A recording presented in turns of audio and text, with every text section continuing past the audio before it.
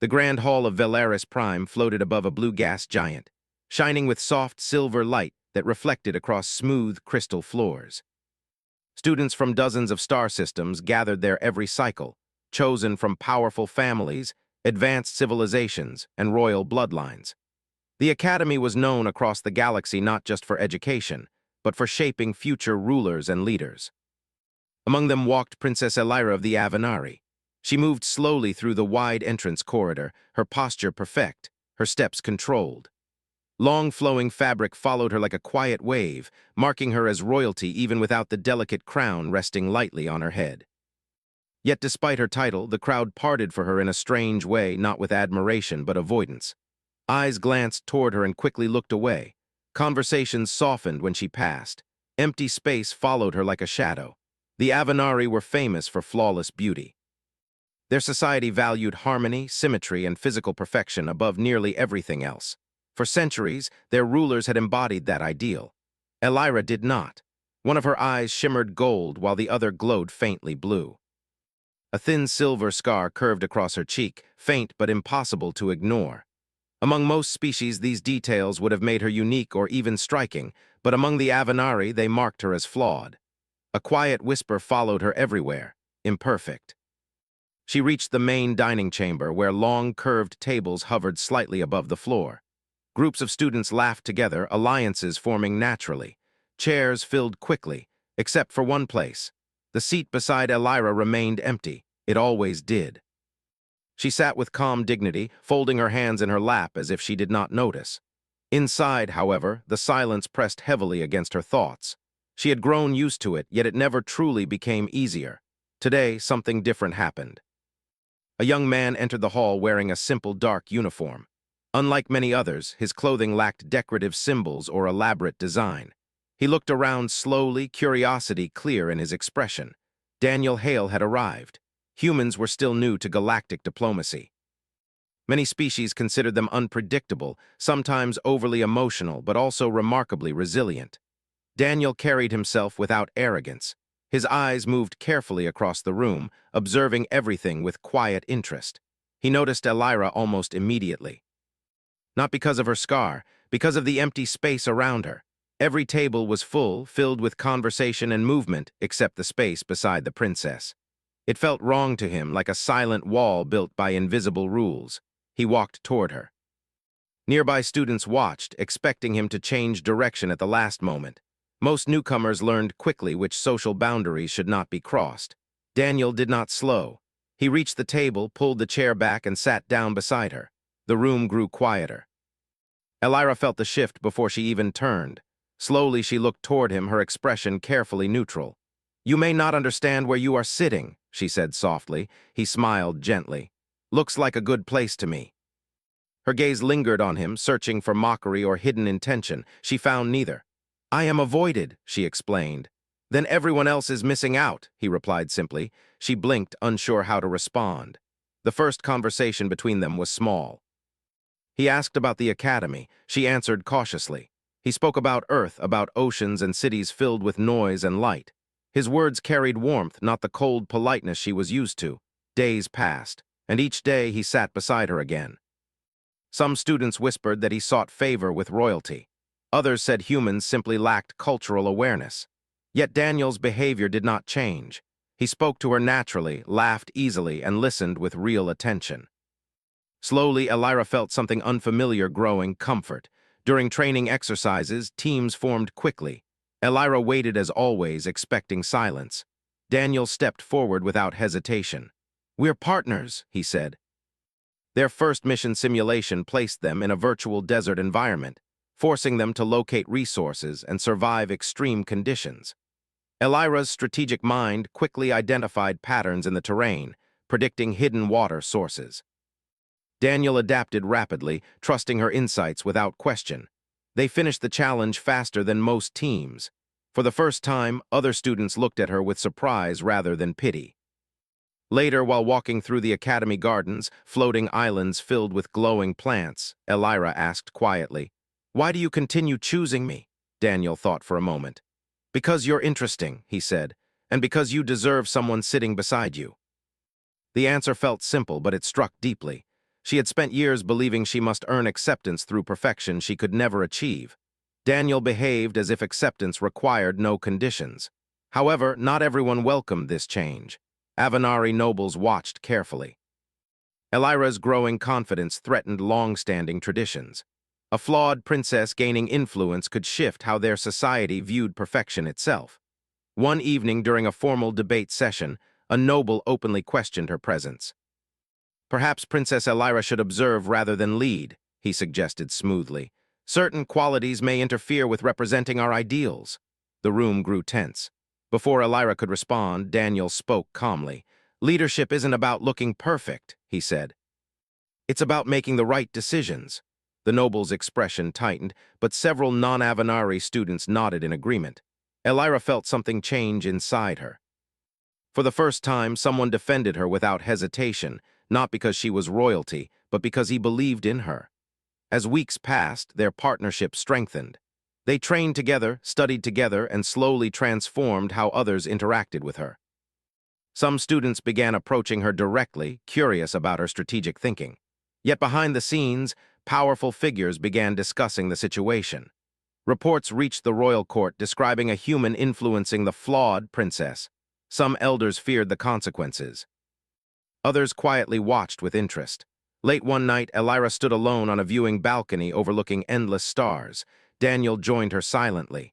"You seem troubled," he said. "I was raised to believe perfection was required to lead," she admitted. "But when you speak to me, I feel enough." He leaned against the railing, gazing at the stars. "Humans learned a long time ago that perfection isn't real," he said gently. "But effort, kindness, and courage, those things matter." She turned toward him, her mismatched eyes reflecting starlight. For the first time in years, she smiled without restraint.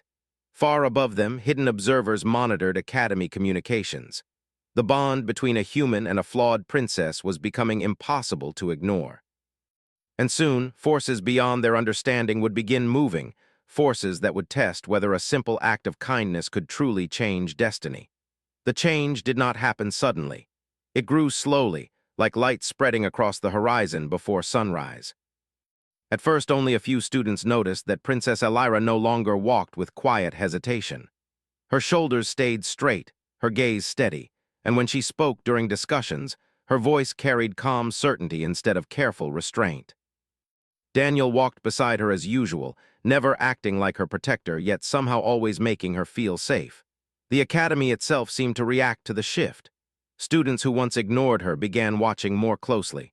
Some approached with questions about strategy exercises.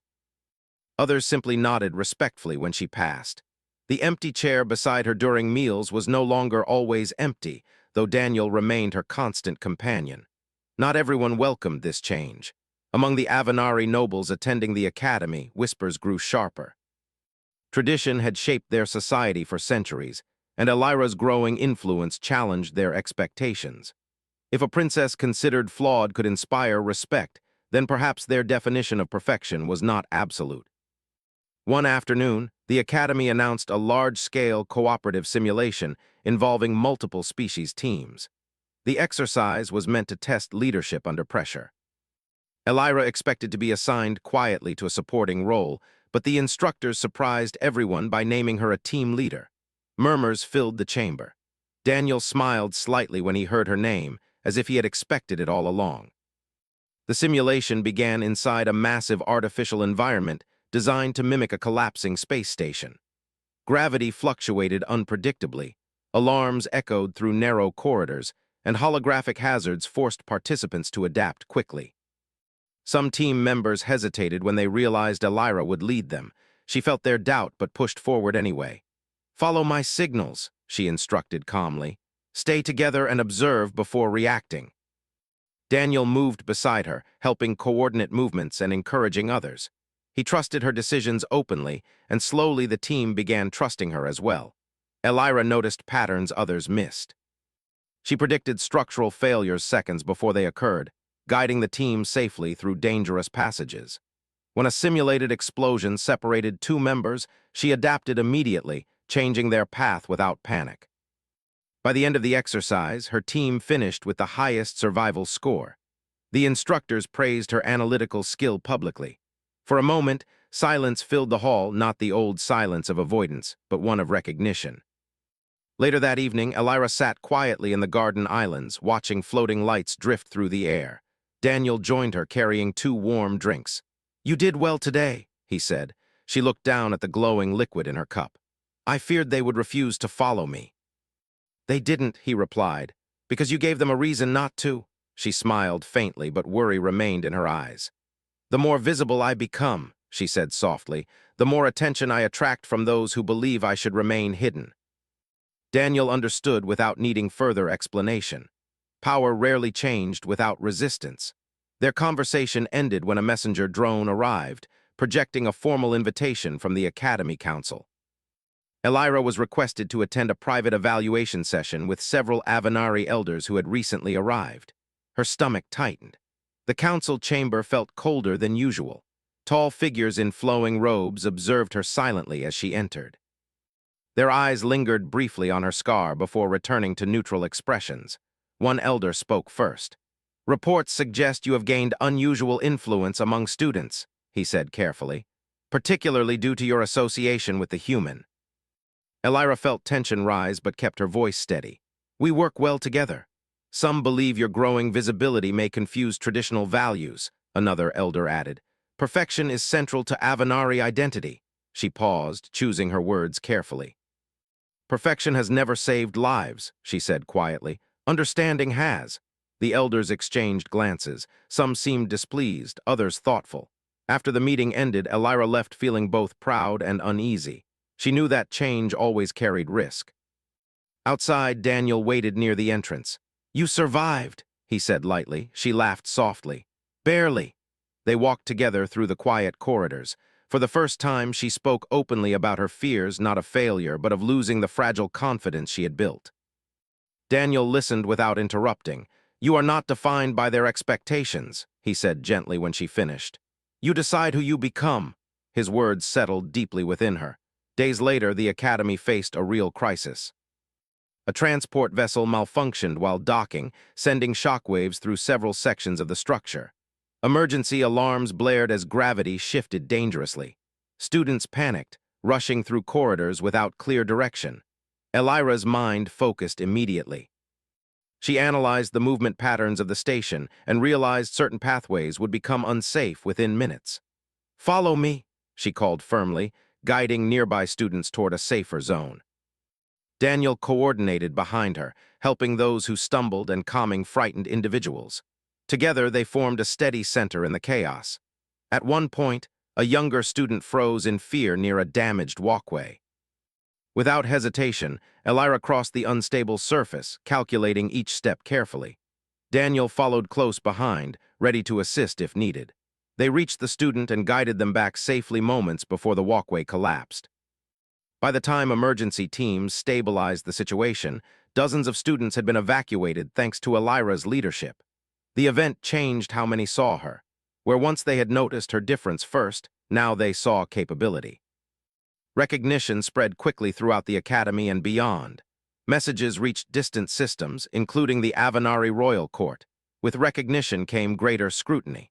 A formal summons arrived days later, sealed with royal authority. Princess Elira was ordered to return home immediately. She stared at the message for a long time. "This is it," she whispered. Daniel stood beside her silently. "You do not need to come," she said finally. "The court may not welcome you." He shook his head. "You didn't face this alone here. I'm not letting you face it alone there." Her heart tightened at his loyalty. As they prepared to leave the academy, Elira looked back at the hall where she had once walked alone. The memory felt distant now, like a life belonging to someone else. Students who had once ignored her now offered respectful farewells. Some thanked her for helping during the crisis. Others simply smiled warmly. The journey to Avenari Prime felt heavy with uncertainty. She knew the elders would question her actions, perhaps even attempt to reshape her role within the Empire. Yet she also felt stronger than ever before. Because for the first time, someone had chosen to sit beside her, not despite her differences, but because of who she truly was. And whatever awaited them at the royal court would test whether that choice could reshape not just her future, but the future of an entire civilization. The journey to Avenari Prime felt longer than expected. The royal transport moved silently through deep space, its smooth silver surface reflecting distant stars like scattered diamonds. Inside, Princess Elira stood near the viewing window, watching galaxies drift past. Her reflection stared back at her, mismatched eyes, silver scar, and a face she had spent years trying to hide behind calm dignity. Now she felt different, not perfect but stronger. Daniel stood nearby, giving her space yet remaining close enough that she felt his quiet support without needing to look. "Are you afraid?" he asked gently after a long silence. She considered the question honestly. "Yes," she said, "but not in the same way as before." He nodded, understanding without needing explanation. When the transport arrived, Avenari Prime appeared like a glowing jewel suspended in space. Tall structures curved gracefully toward the sky, reflecting light in soft, shifting colors. The world embodied perfection, beauty carefully shaped over centuries. As they entered the palace, rows of attendants bowed respectfully, though some eyes lingered on Elira's scar before quickly looking away. Old habits did not disappear easily. The royal court chamber was vast and filled with floating crystal pillars that shimmered with soft energy. Elders gathered in circular tiers, their expressions calm but unreadable. The High Regent sat at the center. "Princess Elira," the elder began, voice smooth yet heavy with authority, "you have returned with many reports attached to your name." Elira stepped forward calmly. Daniel remained slightly behind her as protocol required, but his presence felt steady and grounding. "You have gained influence among non-Avenari students," another elder said. "You have displayed leadership during crisis events, yet you have also challenged tradition." Murmurs moved through the chamber. The High Regent's gaze shifted briefly toward Daniel. "And you have formed a close association with a human." Elira felt the familiar weight of judgment, but this time she did not lower her head. "Yes," she answered simply. A long silence followed. "Explain," the High Regent requested. Elira took a slow breath. "For many cycles, I believed I was less worthy because I did not reflect perfection," she said. "I accepted isolation because I believed it was deserved, but at the academy I learned something different." She paused, gathering courage. "I learned that leadership is not measured by flawless appearance. It is measured by actions, by understanding, and by the ability to unite others." Some elders shifted uncomfortably. "You suggest our traditions are wrong?" one asked sharply. "No," she replied calmly. "I suggest they are incomplete." The statement caused quiet shock. She continued, voice steady but emotional. "I have seen students from many species work together successfully despite differences. I have seen lives saved not by perfection, but by cooperation. And I have learned that our definition of strength may limit us." The chamber fell silent again. The High Regent turned toward Daniel. "Human," the elder said, "you stand within our court influencing one of our own. Speak." Daniel stepped forward respectfully. He did not bow deeply like the others. Instead, he offered a simple nod, honest and direct. "On Earth," he said, "humans come in many shapes, abilities, and histories. We learned long ago that flaws don't make someone weak. Sometimes they make them stronger because they learn to adapt." He glanced briefly toward Elira before continuing. "I didn't sit beside her because she's a princess. I sat beside her because she deserved someone to treat her normally." Some elders watched him with curiosity rather than anger. "You believe our values are harmful?" another elder asked. "I believe every culture grows," Daniel replied calmly, "and sometimes growth starts with one person brave enough to be different." Elira felt warmth rise in her chest. The court began debating among themselves. Some voices argued that maintaining perfection was essential to Avenari identity. Others pointed out that Elira's recent actions had improved diplomatic relationships with other species. Time seemed to stretch endlessly. Finally, the High Regent raised a hand, silencing the chamber. "Princess Elira," the elder said slowly, "you have challenged our expectations, yet you have also demonstrated capability, compassion, and strategic excellence." The elder paused. "Our society has long valued perfection, and perhaps we have forgotten to value resilience." A soft murmur spread. "We will not remove you from succession," the High Regent continued. "Instead, you will take on a new role." Elira's heart raced. "You will serve as ambassador between the Avenari and allied species, representing unity and adaptation." Shock rippled through the court. Some elders protested quietly, but many younger members watched with interest and hope. Elira bowed slightly, emotion filling her voice. "I accept." The session ended soon after. As she and Daniel left the chamber, the tension that had weighed on her shoulders for years began to fade. Outside, under a sky filled with glowing constellations, she stopped walking.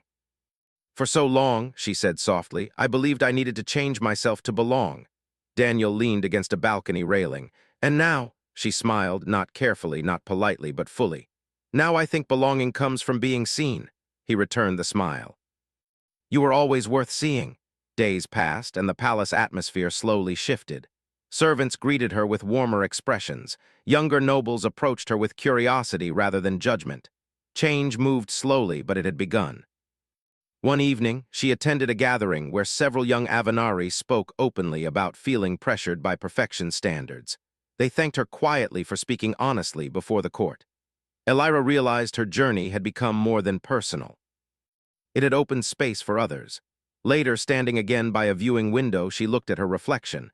The scar remained, the mismatched eyes remained, but she no longer saw flaws, she saw strength shaped by experience. Behind her, Daniel approached. "So, Ambassador," he said lightly, "what's next?" She looked toward the stars. "Everything," she replied. And somewhere across the galaxy, stories began spreading about a princess once called Flawed and a human who simply chose to sit beside her. A small act of kindness had changed not only her life, but the direction of an entire civilization.